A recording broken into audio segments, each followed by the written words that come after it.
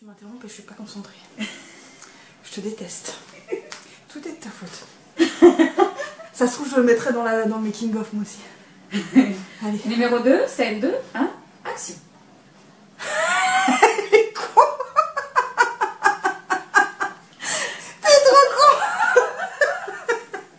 Ça grave, ça grave? Mais oui, ça filme. Bon, alors numéro 2. Ça, je vais le mettre dans le truc. Je te jure, je vais la mettre en intro dans ma vidéo.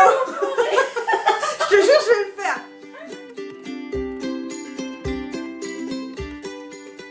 Salut tout le monde, aujourd'hui on se retrouve pour une nouvelle vidéo qui sera le book haul du mois de décembre, donc le dernier de l'année.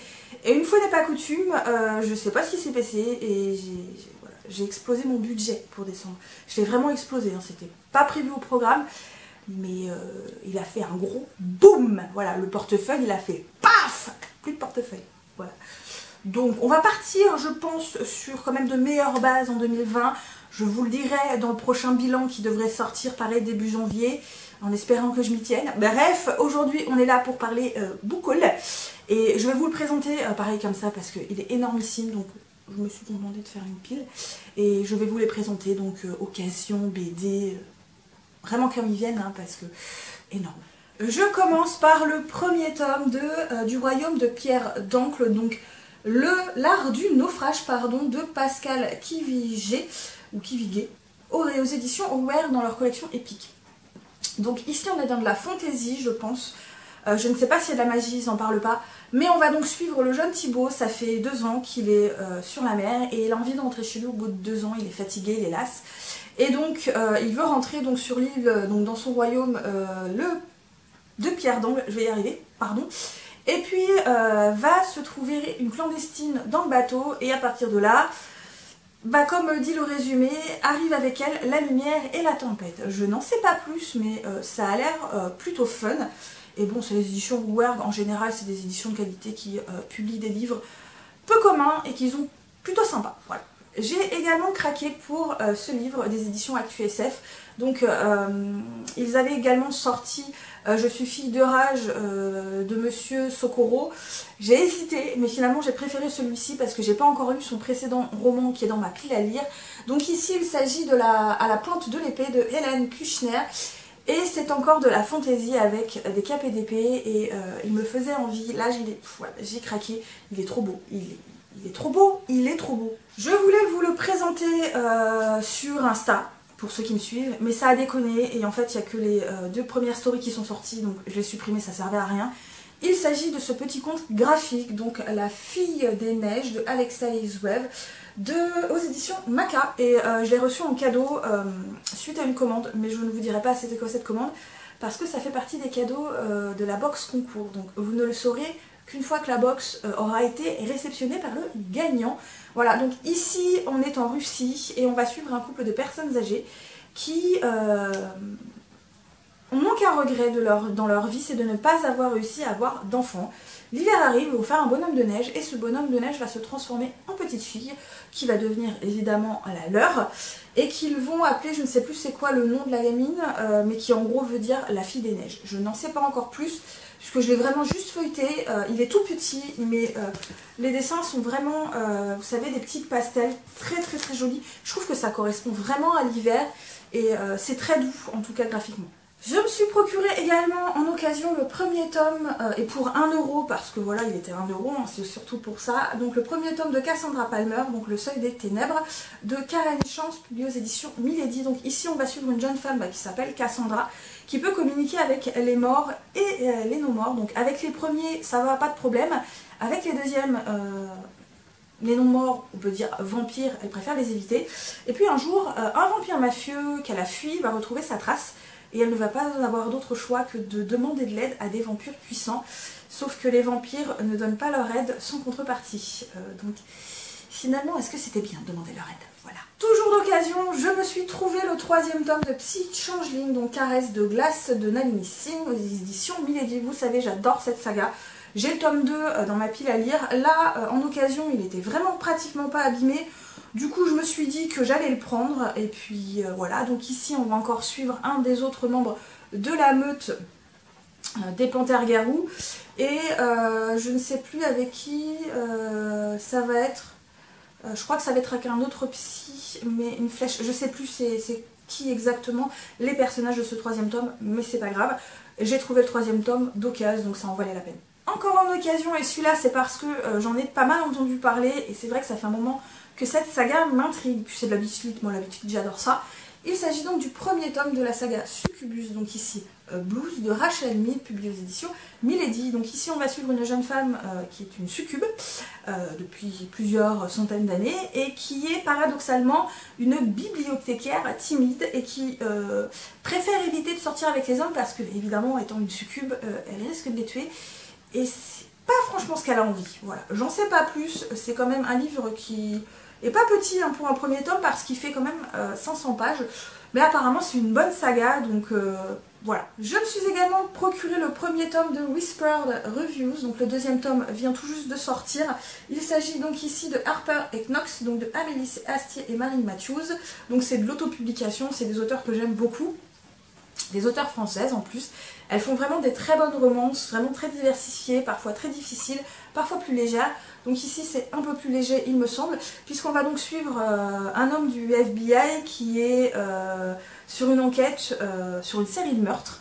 Et puis il va demander de l'aide à une journaliste qui fait partie donc du journal Whispered Review, qui a la particularité d'être franc du collier, toujours souriante, mais qui est muette. Et donc tous les deux vont travailler ensemble bien, pour retrouver le meurtrier. J'en sais pas plus, mais voilà. Toujours d'occasion, je me suis trouvé pour 5 € le tome 2 de La Voix des Rois, donc les archives de Rochard, de Brandon Sanderson, publié au livre de poche. J'ai le 1er tome dans ma pile à lire, que j'ai toujours pas lu. Hein. Je me suis dit que pour 5 € au lieu de 20 €, c'était peut-être un signe le 2e tome pour me lancer dans le 1er tome. Je sais, voilà, j'achète alors que j'ai même pas encore lu le 1er tome. Bon bref, c'est pas grave, c'est du Brandon Sanderson quoi. Une saga que j'affectionne particulièrement, il s'agit évidemment de Mémoire par Lady Trent, donc ici le tome 4, Le labyrinthe des gardiens de Marie Brennan, publié aux éditions de La Talente, avec une couverture encore une fois que j'aime tout particulièrement. Cette saga se termine avec le 5e tome, j'ai pas encore lu le tome 3, mais je compte le lire vers début 2020, mais j'aime bien avoir un tome en avance, donc voilà, j'ai décidé de me procurer le 4e tome. Donc ici on va de nouveau suivre Lady Trent sur la trace de nouveaux dragons, de nouveaux mystères et de nouvelles évidemment découvertes sur les dragons, leur mode de vie et tout ça, et c'est une saga que ouais, j'affectionne beaucoup. Je me suis procuré le 1er tome d'une saga qui me fait envie depuis un certain temps. Il s'agit donc de Codex Alera, donc les Furies de Calderon, de Jim Butcher, publié aux éditions Brajlon dans leur collection découverte. Et en fait, pour tout vous avouer, je me suis plantée parce que je me suis plantée dans la commande parce que c'était pas les grands formats que je voulais, mais les petits formats. Mais bon, je l'ai eu à 10 €, donc un peu plus cher que le format poche, et puis il n'était pas abîmé, et je vous avoue que j'avais pas envie de m'embêter à le renvoyer encore une fois pour pouvoir recommander le bon format. Donc on verra par la suite si du coup je les reprends en grand format ou en petit. Si j'aime beaucoup cette saga parce que c'est pas un petit livre. Donc ici on est dans un monde sur l'île d'Alera.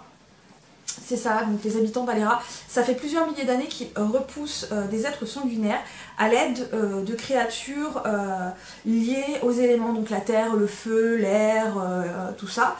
Et on va suivre du coup un jeune homme qui s'appelle Tavi, qui vient d'avoir 15 ans, qui n'est pas très doué et qui en fait n'arrive pas du tout à utiliser donc ces créatures qu'on appelle les furies. Mais c'est un jeune homme particulièrement ingénieux et apparemment, d'après le résumé, c'est une force qui lui permettra d'altérer le cours de la guerre. Je n'en sais pas plus, mais ça fait un certain temps qu'il me fait envie. Je crois qu'il y a déjà 4 ou 5 tomes, je pourrais pas vous dire. Et là, j'ai craqué. Voilà. Le livre qui a fait parler tout le monde ces derniers temps, que tout le monde attendait avec tellement d'impatience, dont beaucoup se sont jetés dessus. Moi aussi, évidemment. Il s'agit évidemment du 4e et dernier tome de La Passe Miroir, donc La Tempête des Échos de Christelle Dabos, publié chez Gallimard Jeunesse. On a encore une superbe couverture. Donc j'ai pas lu le tome 3, hein, voilà, il serait peut-être temps que je le lise. Mais bon, comme ça j'ai déjà le tome 4 dans ma pile. Et avec, j'ai reçu ce petit livre qui est une petite nouvelle. je crois. Non, c'est même pas une nouvelle, c'est un carnet, apparemment. Je m'en étais même pas rendu compte. Alors, attendez. Ah non, non, c'est vraiment... c'est un petit livre sur l'univers en lui-même. Voilà. Donc, il y a des personnages, on va parler de l'univers, des petites choses, parce que je n'avais pas regardé. Donc, c'est la passe miroir en coulisses. Voilà. Et, je trouve que c'est vraiment un super cadeau pour vraiment compléter cette saga qui compte vraiment des livres assez énormissimes. Et j'avoue que je suis assez contente du coup d'avoir ce quatrième tome. La commande obligatoire de France Loisirs oblige, je me suis commandé le deuxième intégral de l'Âge de Feu, donc qui comporte le tome 3 et 4 donc de E-Ignite. Donc toujours l'histoire avec ces dragons dans ce monde de fantasy raconté du coup par des dragons, l'histoire des dragons racontée par des dragons. C'est encore un énorme pavé, voilà, il est gros hein, mais voilà. Il va falloir que je le commence vite parce que en fait il est très intriguant ce roman, enfin elle est très intrigante cette saga. Toujours chez France Loisirs, j'étais très intriguée par ce roman. Il s'agit donc du premier tome du Stream donc de Amandine Peter, publié chez Nouvelle Plume, donc chez France Loisirs. Donc ici, on est dans un univers où, pour survivre, les gens ont besoin du Stream, qui est une rivière artificielle. Et on va donc suivre une jeune fille qui s'appelle Nina Waters, qui est donc une streamer qui travaille donc sur cette rivière artificielle, je crois. Et elle va découvrir qu'il y a des choses étranges qui se passent, qui ne sont pas normales, mais personne ne veut la croire. Du coup, elle va prendre le risque de mener son enquête. J'en sais pas plus. Je l'avais découvert aussi également sur la chaîne de la littérature de l'imaginaire, qui avait beaucoup aimé. Et ça m'a beaucoup intriguée. Donc voilà, je me suis lancée pour ce premier tome. En occasion, j'ai trouvé le deuxième tome de Ash Princess, donc ici Lady Smoke de Laura Sébastien, publié dans les éditions Albin Michel dans leur collection Wiz. J'ai pas lu le premier tome, d'ailleurs j'ai mis dans ma palle de priorité le premier tome. Dans ma pile à lire prioritaire, est-ce que je vais le lire bientôt? Je ne sais pas, mais il est dans ma pile à lire prioritaire. Bref, je l'ai trouvé d'occasion pour 5 € au lieu de 20. Je vous avoue que c'est pour ça que j'ai craqué, parce qu'à la base, j'avais pas prévu de me procurer le deuxième tome avant d'avoir lu le premier tome. Mais bon, pour 5 €, il est un petit peu corné au-dessus, mais de manière générale, il est en bon état, du coup, voilà, j'ai craqué. Je me suis également procuré le troisième tome du Sorceleur, donc Le sang des elfes de Andrzej Pawłowski, publié aux éditions Brajlon. Donc moi je l'ai pris évidemment sur cette édition parce que je l'ai déjà commencé les 2 premiers tomes avec cette édition que je trouve en plus extrêmement belle, et je vais continuer sous cette collection parce que j'aime trop cette collection, elle est trop belle. Bref, c'est Le Sorceleur, j'avais beaucoup aimé le premier tome, donc je m'inquiète pas pour la suite.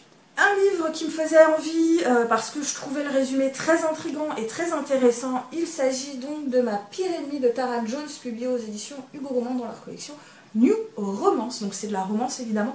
Mais ici on va y suivre une jeune fille qui s'appelle Johanna, qui a eu le malheur d'avoir une mère serial killer. Donc ça va lui poser beaucoup de problèmes dans sa vie parce que évidemment étant la fille de cette serial killer, comment voulez-vous que les gens aient confiance en elle? Voilà, je n'en sais pas plus. Elle va réussir à trouver un emploi, je ne sais plus où, dans un café je crois, et elle va rencontrer son patron qui est très taciturne, qui est très mystérieux. Et je vous avoue que moi, ce qui m'a vraiment intriguée, c'est la mère de l'héroïne, parce que pour une fois, on va avoir un personnage féminin dans un roman qui est en plus pas gentil du tout, puisque c'est une serial killer. Voilà, je vous avoue que ça m'intrigue beaucoup, et j'ai également envie de savoir comment va réussir à vivre Johanna avec ce poids sur ses épaules. Voilà. Ce roman m'intrigue énormément, donc je pense qu'il va faire vraiment partie de mes premières lectures 2020 parce que je suis vraiment très intriguée par ce roman. Je vous l'ai présenté dans un unboxing sur mon post, enfin sur mon compte Insta. Il s'agit du troisième tome des chroniques d'Arkea, donc Les Anneaux, par Virel, publié chez Léonard, mais en fait elle est en autopublication. Hein. Et j'aime beaucoup ce qu'elle fait, j'avais beaucoup aimé les 2 premiers tomes. Et en plus tout est en couleur. Donc le format est légèrement plus petit, elle nous a expliqué que c'était voulu pour éviter trop de gaspillage de papier et évidemment de pollution, de déforestation et tout ça. Et moi je la comprends parfaitement. Mais voilà, donc, je préfère pas vous faire de résumé parce que je vais relire prochainement donc, les 2 tomes et le 3e tome. Je pense que je vous ferai vraiment une chronique sur les 3 tomes, mais je préfère vous laisser un peu la surprise parce que moi j'aime beaucoup trop cet univers. Vraiment il est génial cet univers. Et pour terminer, j'ai réceptionné le deuxième tome de Médium et Plombier, donc Mariage et tentative de meurtre de GL Miro, publié aux éditions MXL Bookmark. J'avais bien aimé le premier tome et je vous avoue que j'avais vraiment envie de continuer cette saga, donc j'étais très contente de le réceptionner. Donc ici on suit un plombier qui a quelques particularités et quelques dons surnaturels. Bon, rien de particulier, il n'a pas de super pouvoir du genre il déplace les objets par la pensée, du tout. Et donc un détective privé, lorsqu'ils étaient adolescents, ces deux-là ne s'entendaient pas du tout. Aujourd'hui, ils mènent des enquêtes ensemble et sont un peu plus que ça dans la vie. Voilà, j'en sais pas plus pour le deuxième tome, j'ai pas lu le résumé du deuxième tome. Je m'inquiète pas trop. Et voilà, du coup j'en ai terminé pour cet énormissime book haul. Enfin, vous avez l'habitude avec moi, hein. Le dernier de l'année, en espérant que ça se passe mieux pour l'année prochaine. Bref, comme d'habitude, bah écoutez, n'hésitez pas à laisser des petits commentaires, mettre des petits pouces bleus, à me suivre sur d'autres réseaux sociaux si l'idée vous en vient, à vous abonner également, et puis moi comme d'habitude, je vous souhaite de très très bonnes lectures, et puis bonne fête de fin d'année. Bye bye!